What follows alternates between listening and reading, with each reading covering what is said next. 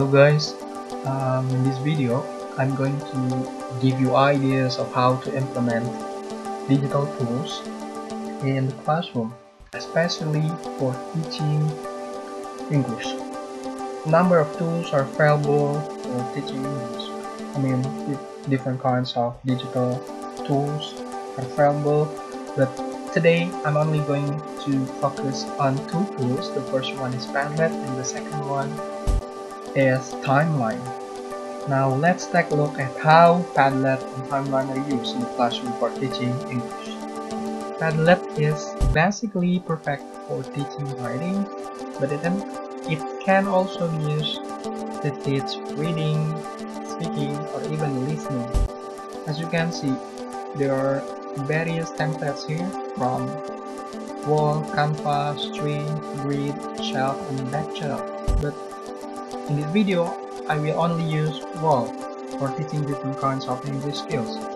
So besides that, Padlet can also be used for individual or group work. I will take an example of how it is used for an individual work.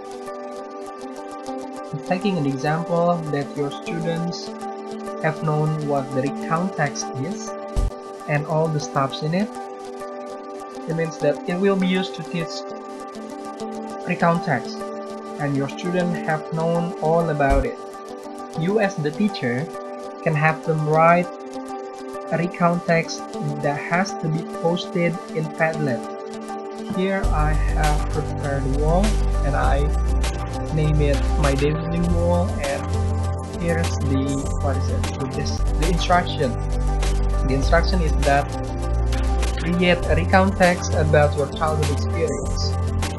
So don't forget also to give the instruction as clear and concise as possible. So here's the example of how you do it. Okay class, as you've learned all about recount text, now I want you to write a recount text about your childhood experience. Once you've finished, post your work on the Padlet wall, and here's the link. Okay, after you finish, you post it in this Padlet wall. Go to the link and then you have to post it here like this. Give the title for your text, for example, my embarrassing moment.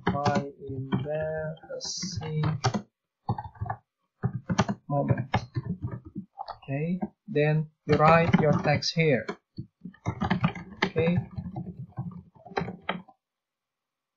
if it's needed, you can also add files or link, voice, and so on and so forth. Okay. Is that understood? Yeah, that's the example. You can also ask your student to comment on their friends' work after they finish writing, or for example, add comment. Very good. Or you can rate whether you give 5 stars, 4 stars, so on and so forth. For example, I give 5 stars there. And that's it. Okay. In addition to teaching writing, Padlet can also be used to teach reading, especially reading aloud, as it can encourage students to get involved in the activity. For instance, previously, you as the teacher gave a writing assignment to your student. It was about writing a recount text. You can ask your student to read aloud their text while being recorded and post the recording on Quizlet.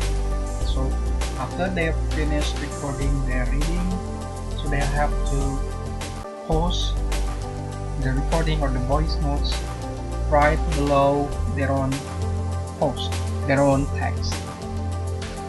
Okay, now I'm going to show you how you give the instruction to your students. Okay, please pay attention.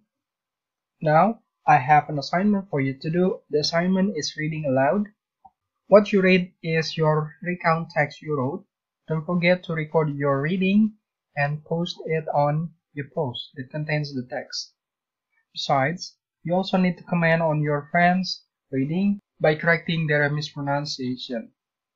So, in this wall, you've posted your text. Then after that, you only need to edit your post. Then you can upload a file, or you can directly record your voice while you're reading the text. That's it. Okay, that's the example to use Padlet for reading. I guess students' interaction are encouraged in the activity. Now let's have a look at the wall I've created before. This is my wall. I told my student to make up this paragraph every week. Then here's the result. Then after they they write their own text, they have to read aloud their own text and post it on below their text. This is the example, and still there is a student who got it wrong. Okay, let's try to play it. Before meeting, playing PlayStation. When at home with a lot of free time, I usually play PlayStation either playing alone or with friends. Usually I can spend long hours just to play PlayStation because very happy. Because playing with friends is more fun, and usually I play at night when tomorrow holiday. Okay, that's the example, and then let's see. Yeah, you can comment if they got it wrong, and then also let's find the comment. They comment on their friends' work. Okay, that's all. Now, actually, Padlet can also be used for teaching speaking. Then the question is, how do you use Padlet for teaching speaking? Simply, you can ask your student to record their speech or their speaking performance, their dialogue with your friends, in terms of video, in terms of voice notes, something like that, or anything else. But keep in mind, before you ask your student to post, or before you ask your student to record their voice, you have to keep in mind that you as teacher have done speaking practice or speaking performance beforehand. So students are used to it before they record their own speech, their own speaking performance, their dialogues. And it is also possible to teach listening. For example, in this wall, you change the description, listen to the dialogue, listen to the video, and you provide some questions regarding the video, the dialogue, or something like that, and then after that, ask your student to answer the questions. Okay, you post the video, you post the dialogue, you post a video, and then ask your student to answer the given question you've provided for. Okay, that's all. That's all I can say about Padlet. And so basically, Padlet can be used for teaching, writing, reading, speaking, as well as listening. Okay, now let's move on to the next digital media. The second one is timeline. So in timeline, by using timeline, I'm going to again try to teach recount text. how can it be used to teach recount text? I think there are two ways of how to use it. The first one is that you give recount text to your students and ask your student to make a timeline of the text. For example, it can be based on date, based on the date on the text. They can make chronological order from the text, and then or based on time, but the event on the text, and also event based on the how it occurs.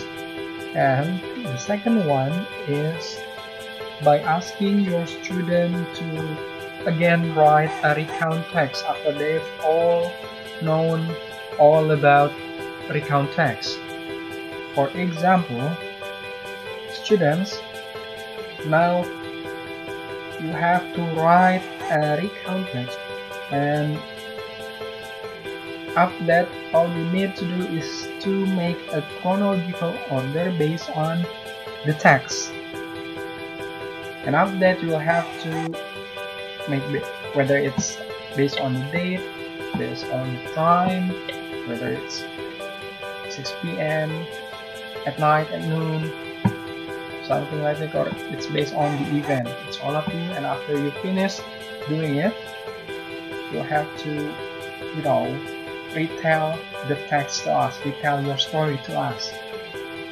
Like you have to present it, explain it one by one based on the date, time, or the events that occurs in the text.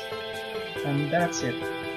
But something to keep in mind is you will have to be sensitive to what is the object of your lesson when you are trying to choose digital media, and also you will have to be aware of the objectives of the lesson. So try to be creative as possible, so you can choose the best tool appropriately to teach certain skills.